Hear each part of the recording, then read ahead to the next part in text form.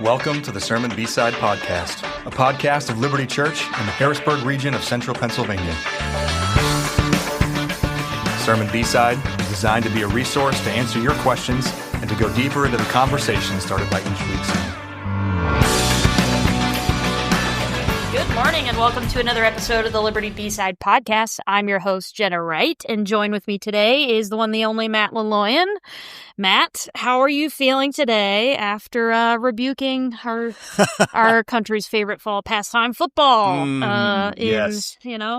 Coming for the sacred cows of our culture. How do you feel about that today, brother? I stand by it. I love football too. So I'm in the same camp. I have to rebuke myself. We talked about this yesterday. The illustration was my own living room. So, hopefully people didn't hear that I was, speaking from a high horse toward you for your, I think it is a common one. And, but we did go home and actually enjoy some Eagles football yesterday too. So yeah, that was a more dominant performance than I was expecting. It was, and I know we've got some folks we got some Penn State fans that are still on Monday. Still mourning their loss. Double overtime loss on a whiteout, man. Yeah. Tough night. Yeah. Tough night for that. Tough Penn State night. football. Yeah. I but can't say much. That's right. I'm a West Virginia fan, so it's a pretty bad time for us right now. That anyway. is true. But so we don't commit the same error and spend more time thinking Let's talk about reverential joy and worship, those kinds of things. As you kind of, your joke yesterday of people that lean towards reverential not having the emotional range of a church pew really got me. It'll get you. It really got me. Nice. And so, that was a joke from yesterday, but yesterday we continued on in our sermon series covering two what's felt like in tone very different chapters of Leviticus. And you kind of talked about that yesterday. So you preached on Leviticus 9 and 10. So why don't you give us just a quick little summary of what you preached on yesterday, Matt?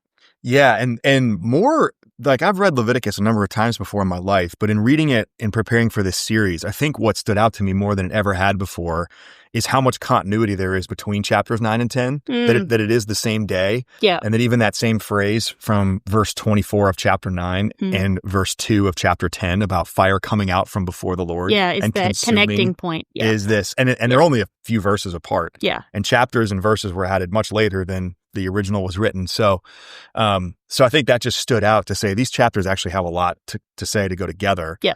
And the thing that, we could have talked about fire. We could have talked about acceptable offerings. We could have, I think the overarching thing that holds the two together is the different kinds of fear that we're meant to have as reverential joy is what I was used, the fear of obedience is how I described it yesterday. Yeah. But there is the fear of disobedience, and there is, terror that is struck into the hearts of people when they, in their sin, encounter a holy God. And that's where you see that the holiness of God really is something to be feared for those that are not made right with Him, that their sin is not atoned for and dealt with. And so I think that really jumped out from Leviticus 9 and 10. So it's opposite of a church pew, if you really lean into 9 and 10, you'll ride an emotional, there's like an incredible emotional climax in chapter 9 of, wow, it's all finally come together and it's happened. And that shifts really quickly. Oh my goodness, yeah.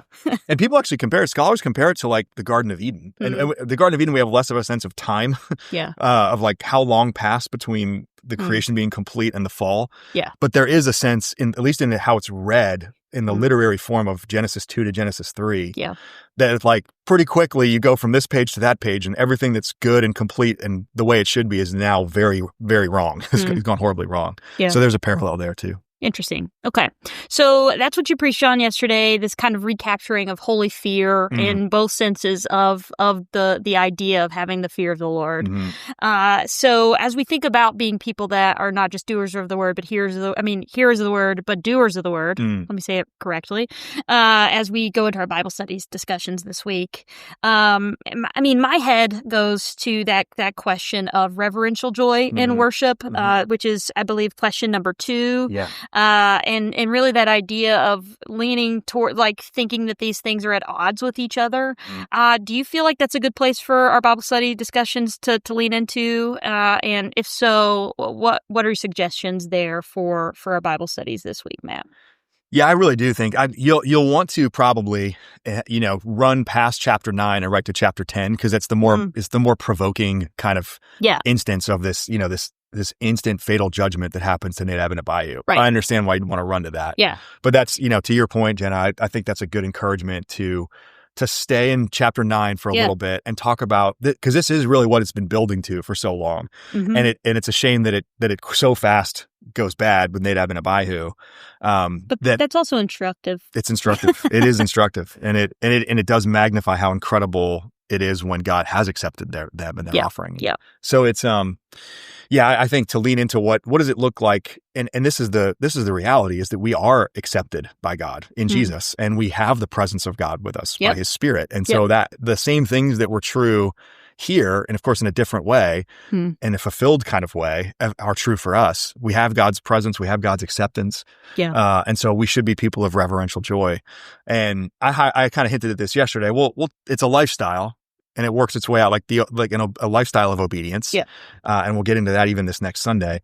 But to maybe start with the posture we have in gathered worship. And I do think there's a lot of room for us to grow in that at Liberti. Yeah. Where we don't feel I think if anything, we would lean toward the reverential. There's maybe some of us that still would be too casual and not reverential. And I think that's worth considering, but probably in general, we would lean more toward team reverence than we would to team joy, as I put it yesterday. For sure. Yeah. And to even for there just to be a permission for you to think through and process this through with your Bible study group of what is expressing joy.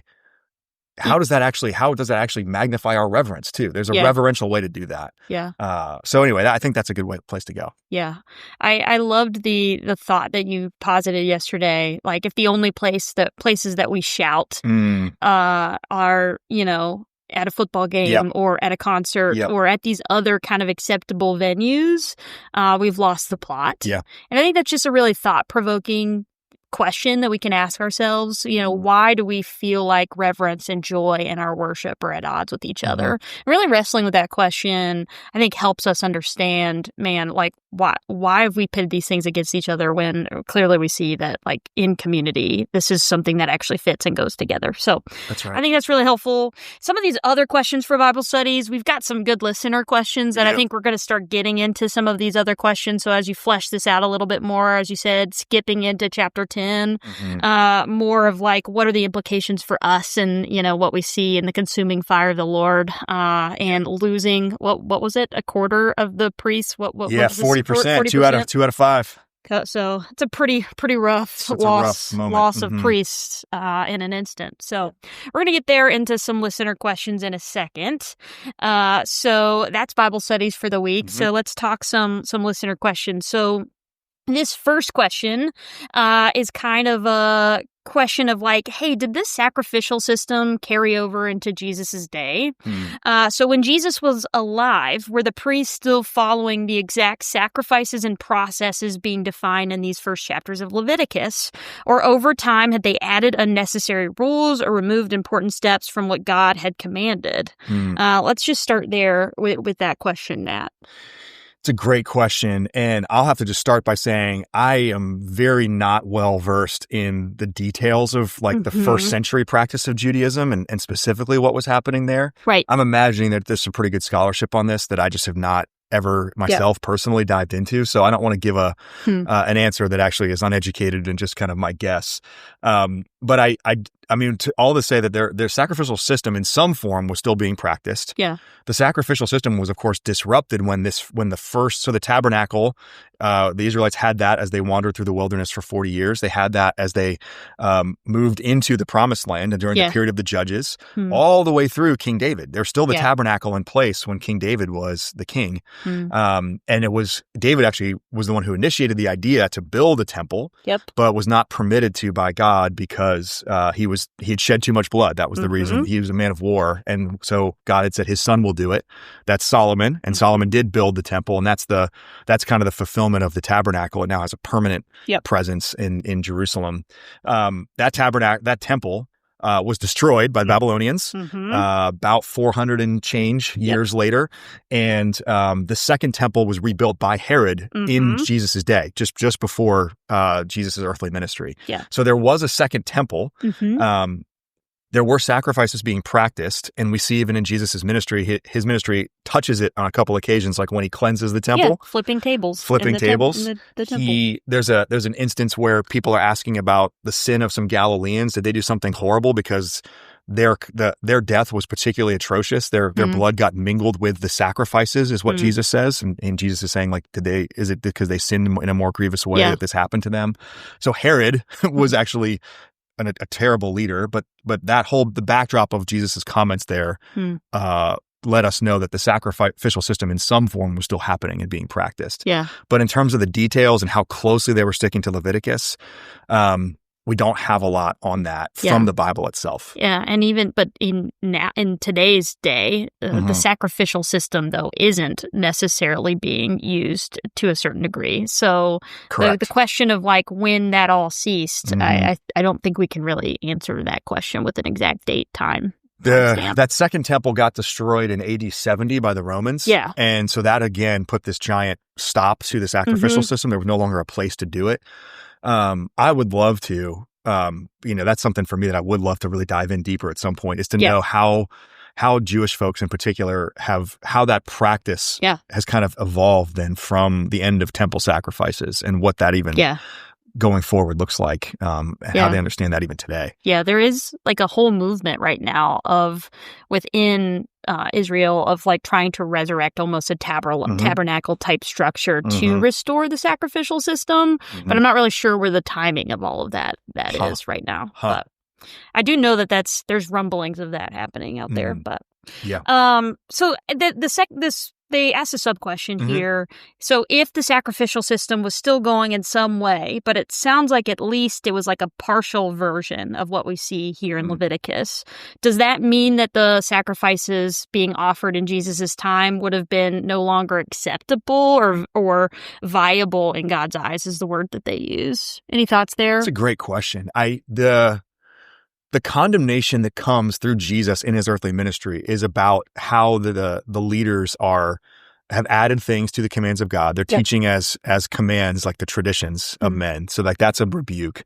The fact that they're heaping burdens upon the shoulders of the people, but they're not doing anything to help them. That they're using even the law of God to avoid the heart of God. Like they're saying, if I give the money that would be actually to support and honor my parents in their old age, if I give that away, that's okay, as long as I give it to the work of the temple, and the priesthood. So I don't know that I would go so far to say that the sacrifices were not viable anymore. We don't have the examples like a Nadab and Abihu of there being like this instant judgment happening on the priests recorded for us in Scripture. So there seems to be something of that looking forward to the fulfillment that was going to come in Jesus, that God was still, that the sacrificial system that had been established, that was still in place, and that something of that was still viable and happening. And so I think that's the best we can maybe do from the biblical evidence itself. Yeah, that's helpful. So we have another kind of like big picture question about the sacrificial system, and specifically in general, do we know how many sacrifices the priests make in a day, month, or a year? Is there any numerical evidences to be able to answer this question in Scripture, Matt? So a lot, and it varies. That would be my answer. That's my general answer. There were daily sacrifices. There was a morning and an evening. There was daily sacrifices. And then depending on the day, you would have a wide range of people who came with all those 5 different kinds of offerings that we talked about a couple weeks ago. And then there were, high days, festival days, feasts. There were week-long ones. And so on those days, the uptick was significant. Momentous events in the history of the people of God. When David brought the ark, when Solomon commissioned the temple, there's another kind of moment like this where the glory of God fills the temple when it's completed. Thousands of animals are sacrificed in those instances. To the point that even, and we've had people kind of ask good questions too, of like, how do the numbers of those animals work? And how does that compute? And I'll say I would love to know more about that. I wish I did, but I don't know a ton. But it seems like they were sacrificing a lot every day, but the number specifically would vary based on how many people had come there to give their sacrifices and the holiday. That's fair. Okay. So we can't necessarily know the number. There's a lot of numbers that are given of amounts of sacrifices, but to piece them all together would be really hard with the day-to-day volume of all of it. That makes sense. So the next question here is kind of really bridging us into chapter 10. And so this person is asking, do we know why no one stopped Aaron's sons from offering in incorrect ways? Do we know the circumstances of their supervision, or do we know if this was deliberate or simple carelessness? Any thoughts textually about like what we're seeing in those that first section of chapter 10, Matt? Yeah, it's a great question. I think the people that could have maybe stopped them were limited to 4 people. And that would have been Aaron, the younger 2 sons that did not die, and Moses. Yep. They would have been the ones who had the full instruction that had already been given to them. They were the ones there, the closest in physical proximity to this happening. Yeah. And so we don't know why no one stopped them. Maybe a little bit of backdrop that's helpful. We read the verse yesterday, but we didn't unpack it. Didn't have time to unpack it. But one of the things that God says to Aaron after all of this happens in chapter 10, he says that priests are not permitted to have strong drink when they come in to do their service as priests. And the fact that comes so fast on the heels of this playing out, it's not 100% guaranteed, but it's a pretty significant suggestion that Nadab and Abihu were intoxicated to some level when this happened.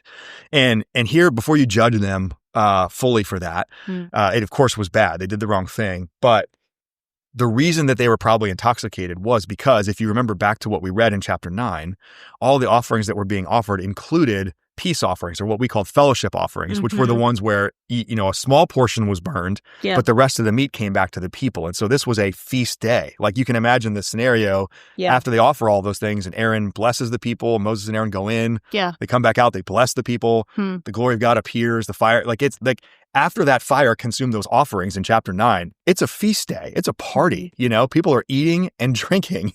And so Nadab and Abihu partook, I think, of the feast, which they were invited to do, but partook too much of the wine part of that, seemingly, and then out of that intoxication,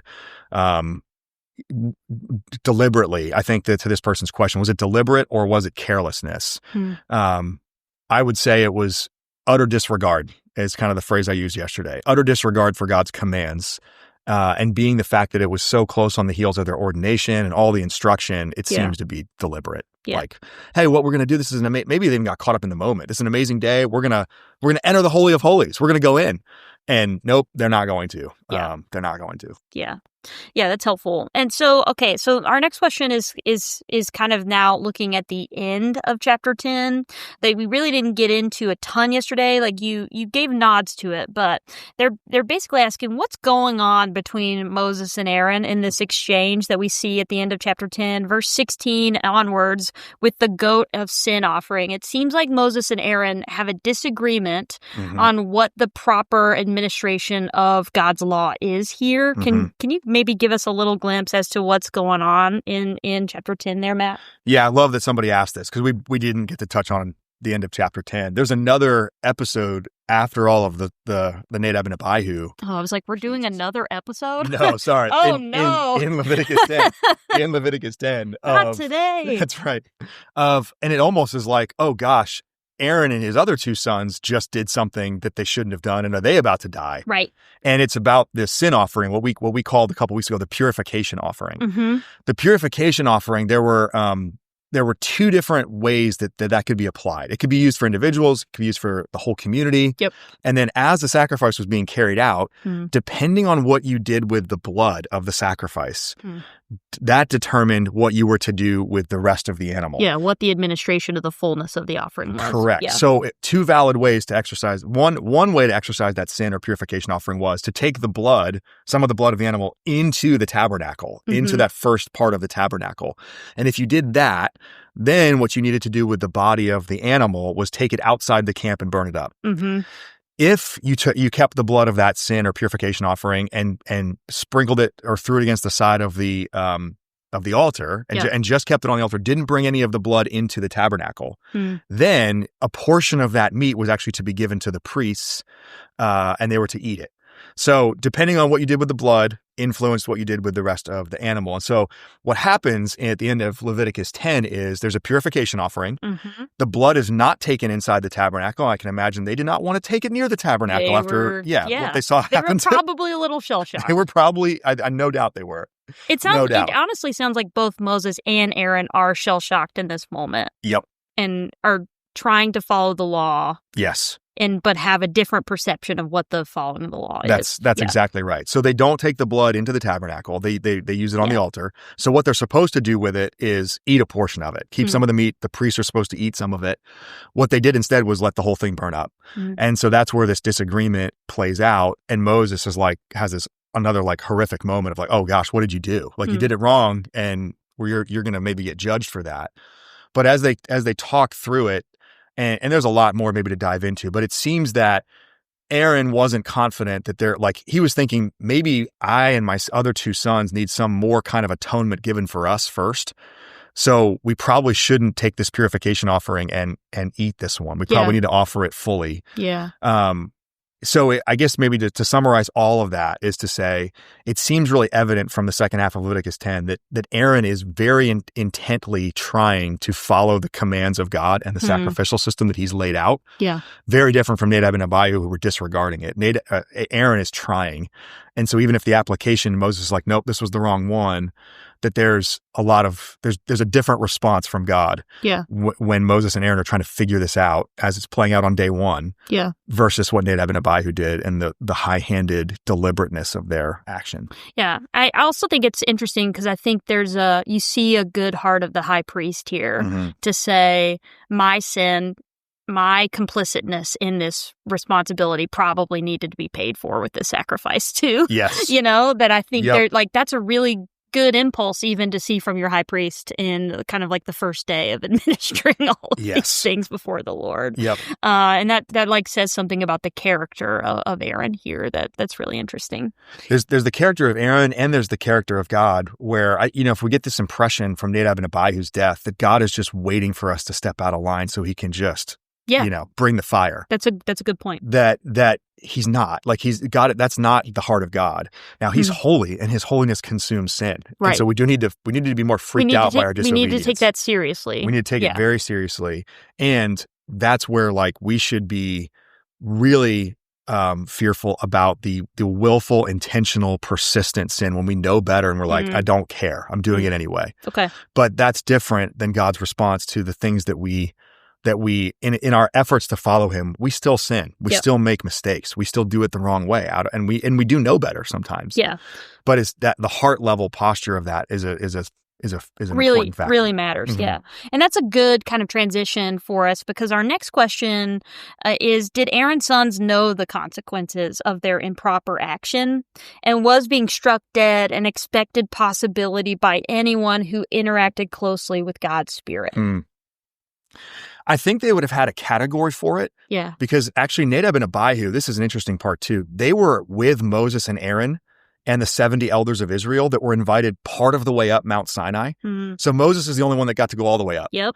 But there's a part there in Exodus where it says that Aaron and Nadab and Abihu, these two sons, not the other two, not the younger two, but these older two sons, and the 70 elders of Israel were invited to come part way up. And they get some of that revelation from God there before Moses goes all the way up.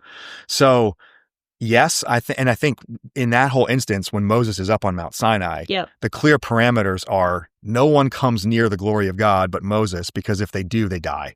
So I think there was already a category for them of if you trespass the clear commands of God as it relates to his presence with his people, death is a very likely possibility for you. Yeah. So I think that's how I would answer that. Yeah, and I've quoted this verse a lot, but if you think about, is it Exodus 33, verse 20? You actually quoted from this before yesterday. God will be gracious to whom he's gracious, and so show mercy to who he shows mercy. That's verse 19. But verse 20, you cannot see my face, for man shall not see me and live. That's right. There is this implication that like a unclean person can't be in the presence of a holy God and still live without a proper mediator. Without atonement, without a mediator. Yeah. Yep. So this next question that they're asking is, how do we answer the temptation to assign fickleness or arbitrary to tough seasons when we don't have good answers to our questions? Why now, or for what reason? I think maybe it's like you were speaking to just now, how it can be very easy to go down rabbit trails of feeling God's like punishment or justice is arbitrary here. You spoke about it in the sense, why did Aaron's sons receive immediate judgment and Aaron was given more opportunities for repentance and to continue on in his role as the priest? What do we do with holding that intention when we feel like we're being punished for an arbitrary thing in the moment in hard circumstances, Matt? Does that make sense? I'm trying to think. Yeah, I'm trying to make sure I understand what the person is asking in this question. So, is your understanding it that we start to become fickle in our treatment of sin, or that we start to? I think it's like it feels like a temptation to assign fickleness or arbitrary judgment. It feels like the interpretation of God's judgment. That God is being okay. Yeah. How do we look at it when we feel like we're perceiving God is raining down his fire, if you will, on one person, but not on another person in those circumstances in life, Matt? Yeah, that's a really good question. I kind of gave conclusion kind of principle answers to that yesterday, namely that we learn that God is judge and we're not, and that what happens to Nadab and Abihu is what I deserve, is what my sin deserves. I think those are good summary conclusions and principles to take away from this. Yeah. It doesn't mean that it's not worth diving into some of the specifics as much as we can understand them from Scripture about those moments that God does that. There's an instance in Numbers when it talks about the difference between unintentional and high-handed sins. And right after that, the high-handed sin is gathering sticks on the Sabbath. And the punishment is death for that man that gathered sticks on the Sabbath. Now that one, when you put that side by side with Aaron and the golden calf, when you put it side by side with Nadab and Abihu, trying to charge into the Holy of Holies on this day when they're not supposed to, gathering sticks on the Sabbath seems to be not very severe of a thing.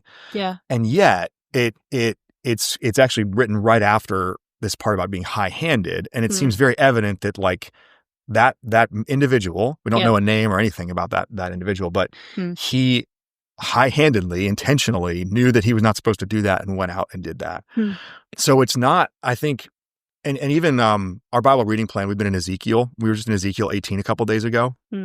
And I go back to this because in the Old Testament, in a book about judgment of his people, God says in 18 and then again in 36, I have no pleasure in the death of anyone.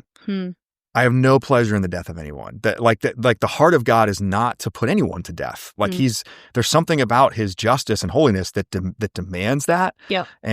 But that there's actually something in the heart of God, to use the anthropomorphism, the heart of God, that he does not desire to put people to death. So he's not looking for reasons to put us to death, but he is insistent that because his holiness we're made to experience him in his presence and his holiness does not, it consumes sin and sinners, that obedience really does matter.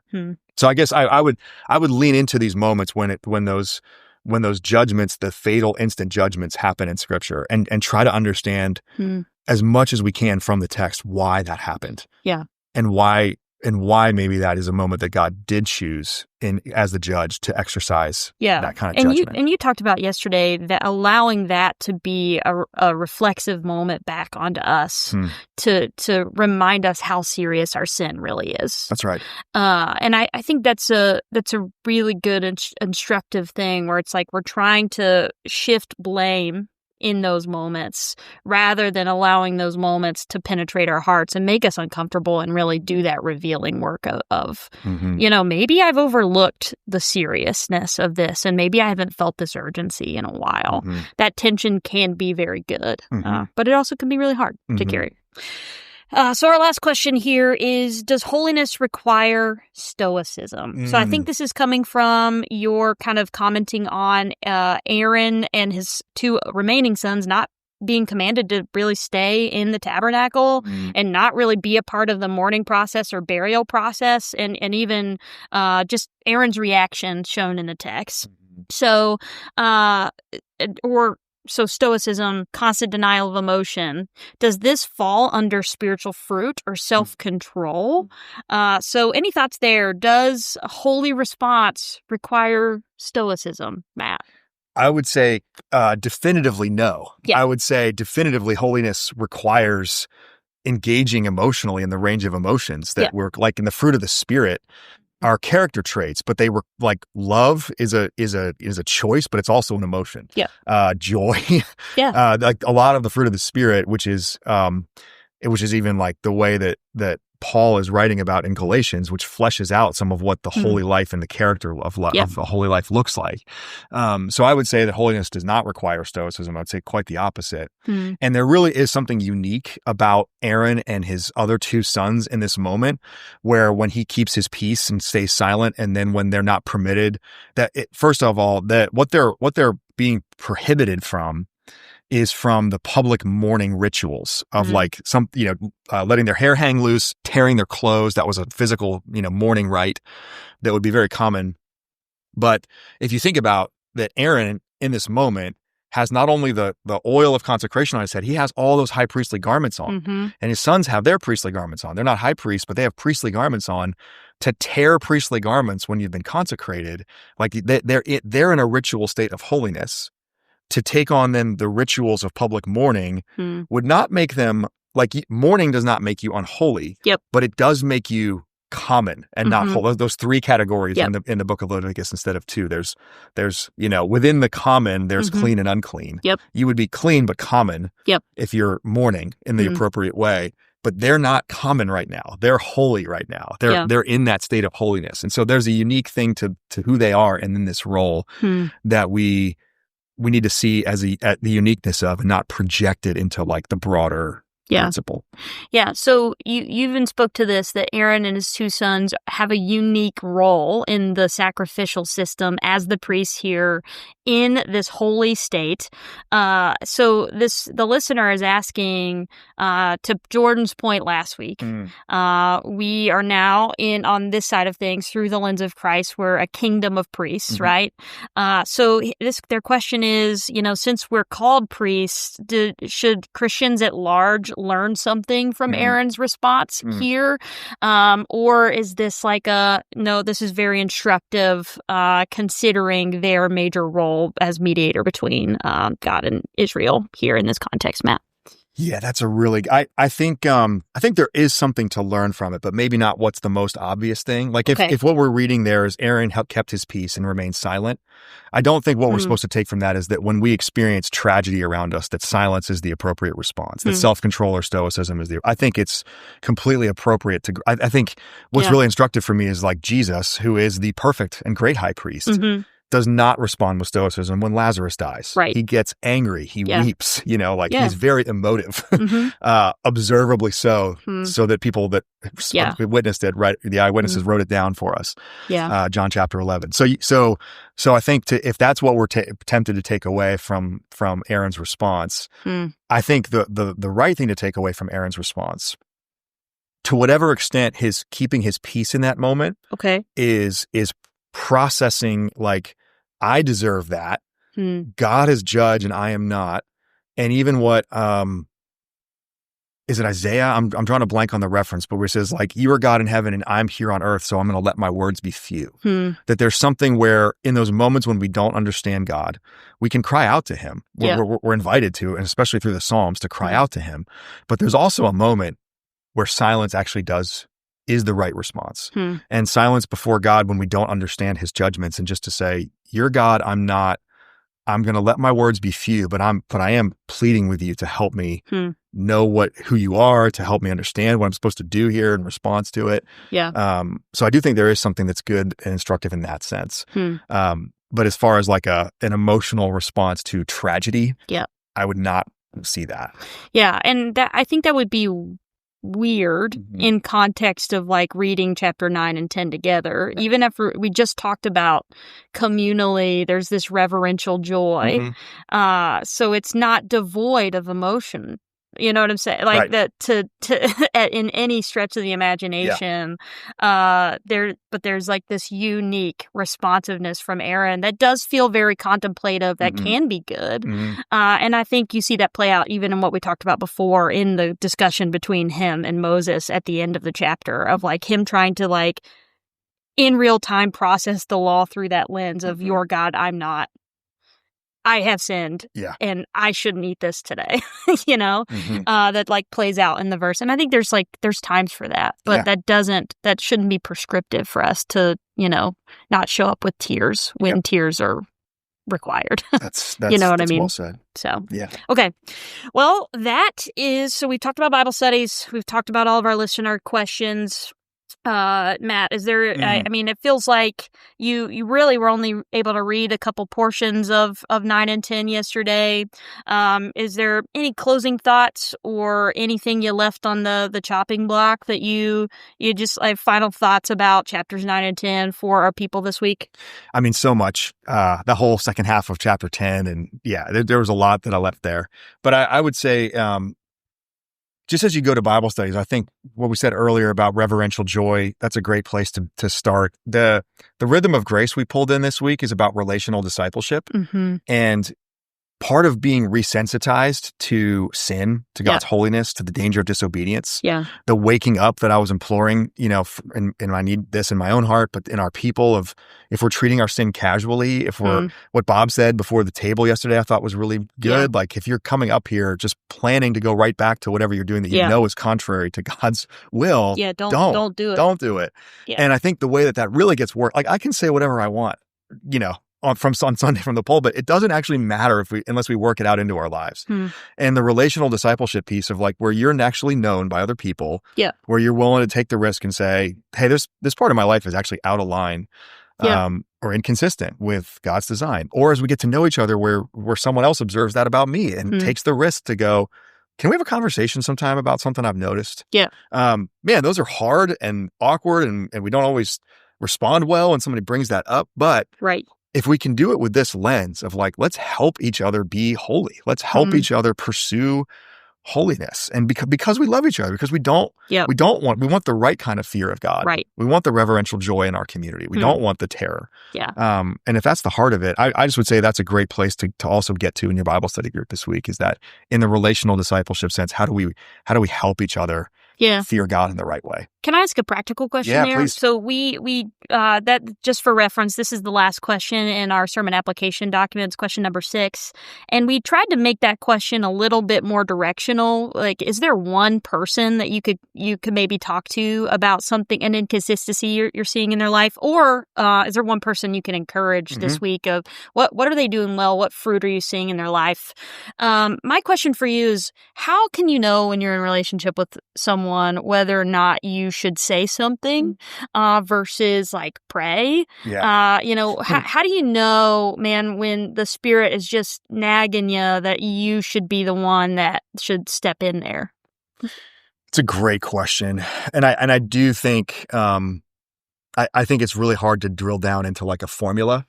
I think you, first and foremost, when you have that thought, when you observe that thing for the first time, I think you have that prayerful moment in your own heart to say, God, help me think through this well, check my motives. Let me make sure this is not like, is there a log in my own eye and I'm looking for the specks in somebody else's, to use Jesus' parable? You know, I think those are that's the starting point. I do think that oftentimes if you're knowing yourself helps here. Like if you're someone that's impatient, you will most likely talk to them too fast. And so if you're an impatient person, I would say at least take a couple days to pray. Sit on that. Sit on it.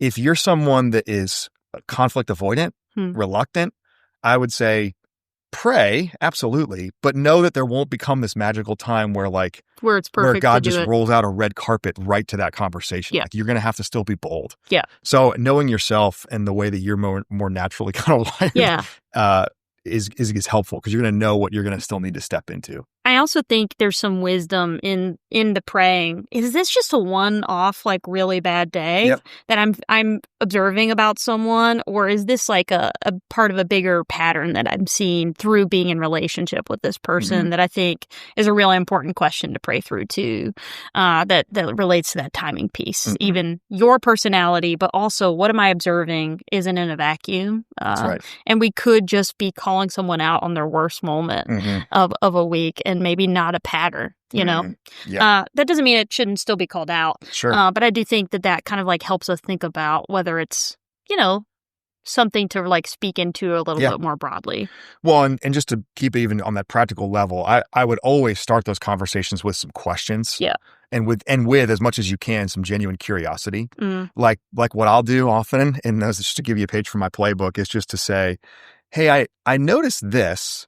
Can you help me understand that a little more? I'm curious how you've been thinking about this thing that I've seen and how that kind of lines up with what you've understood, either the Bible to teach about that, or how you've understood that from your Christian or your non-Christian background, depending on the person. Yeah. And I'll ask a question like that to let that person try to talk out where they're coming from. Yeah. This has happened a lot over the years for me when I talk to a couple who's thinking about getting married, who might be living together, or who might be sexually active with each other before, and because depending on their background, they've assumed that that's what everybody does. Yeah. They may have only heard the moralistic perspective on the scripture of you just don't do that till you're married, which is true, but there's a lot of reason why. Yeah. And so anyway, I try to go in and say, hey, I noticed you guys moved in together. Help me understand how you've thought about that through the lenses of you're a Christian or you're not kind of based on where they are. So I think that curiosity, those questions are really helpful. Yeah. Cool. Well, I think that's pretty much all of our thoughts for Leviticus 9 and 10, restoring this holy fear in both senses of that word. Really grateful for these questions that you sent in. I love that people are getting curious about the text that we can't even get into. So keep sending those questions our direction. We really appreciate have some good fodder to kind of go off on. That's not just my silly questions, because I've got them. But you have good ones too. You might not want to hear them because I'm a weirdo and a nerd sometimes, but that's okay. But anyways, this has been another episode of the Liberti B-Side podcast. I hope you have a good rest of your week, and we'll see you again next Monday. Take care, everybody. Thank you for listening to the Sermon B-Side podcast. For more resources and information about our church, visit www.libertyharrisburg.org. That's Liberty with an I, Harrisburg.org.